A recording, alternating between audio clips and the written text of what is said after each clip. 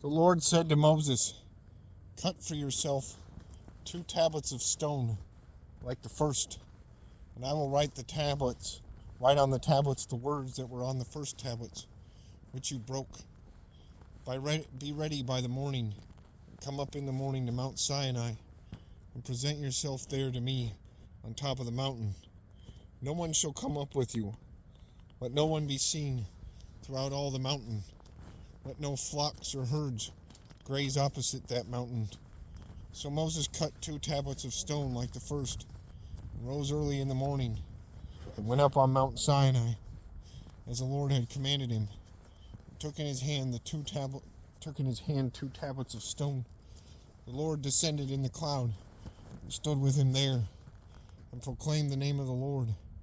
The Lord passed before him and proclaimed, the Lord, a God, merciful and gracious, slow to anger, and abounding in steadfast love and faithfulness, keeping steadfast love for thousands, forgiving iniquity and transgression and sin, but who will by no means clear the guilty, visiting the iniquity of the fathers upon the children and the children's children, to the 3rd and 4th generation.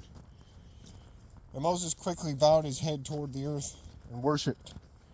And he said, "If now I have found favor in your sight, O Lord, please let the Lord go in the midst of us, for it is a stiff-necked people, and pardon our iniquity and sin, and take us for your inheritance." And he said, "Behold, I am making a covenant before all your people. I will do marvels, such as have not been created in all the earth, in any nation, and all the people among whom you are shall see the work of the Lord, for it is an awesome thing that I will do. Observe what I command you this day. Behold, I will drive out before you the Amorites, the Canaanites, the Hittites, the Perizzites, the Hivites, and the Jebusites. Take care, lest you make a covenant with the inhabitants of the land to which you go, lest it become a snare in your midst.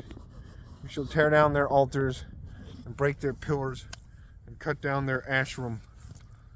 For you shall worship no other God. For the Lord, whose name is jealous, is a jealous God. Lest you make a covenant with the inhabitants of the land, and when they whore after their gods and sacrifice to their gods, you are invited. You eat of his sacrifice, and you take of their daughters for your sons, and their daughters whore after their gods, and make your sons whore after their gods. You shall not make for yourself any gods of cast metal. You shall keep the feast of unleavened bread. 7 days you shall eat unleavened bread, as I commanded you, at the time appointed, in the month Abib.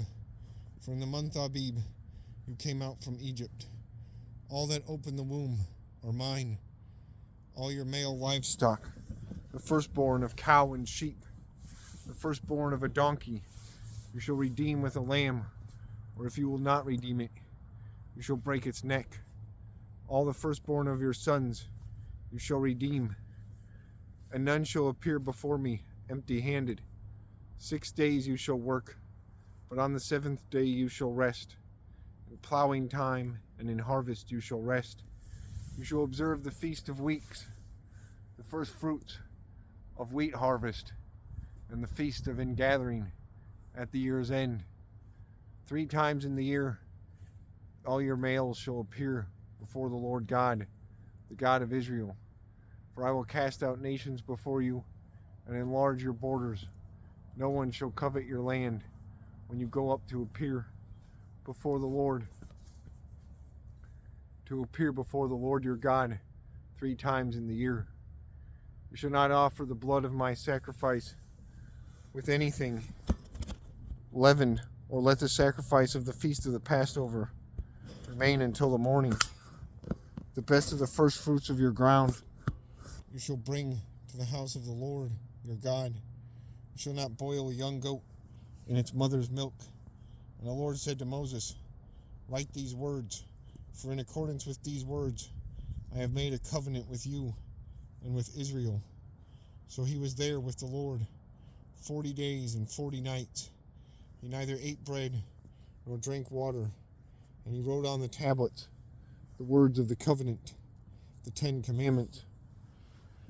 When Moses came down from Mount Sinai with the 2 tablets of the testimony in his hand, as he came down from the mountain, Moses did not know that the skin of his face shone because he had been talking with God.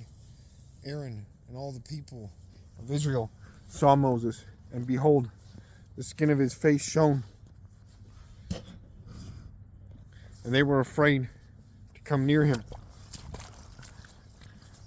But Moses called to them, and Aaron and all the leaders of the congregation returned to him. Moses talked with them. Afterward, all the people of Israel came near, and he commanded them all that the Lord had spoken with him in Mount Sinai. And when Moses had finished speaking with them, he put a veil over his face. Whenever Moses went in before the Lord to speak with him, he would remove the veil until he came out. When he came out and told the people of Israel what he was commanded, the people of Israel would see the face of Moses, that the skin of Moses' face was shining.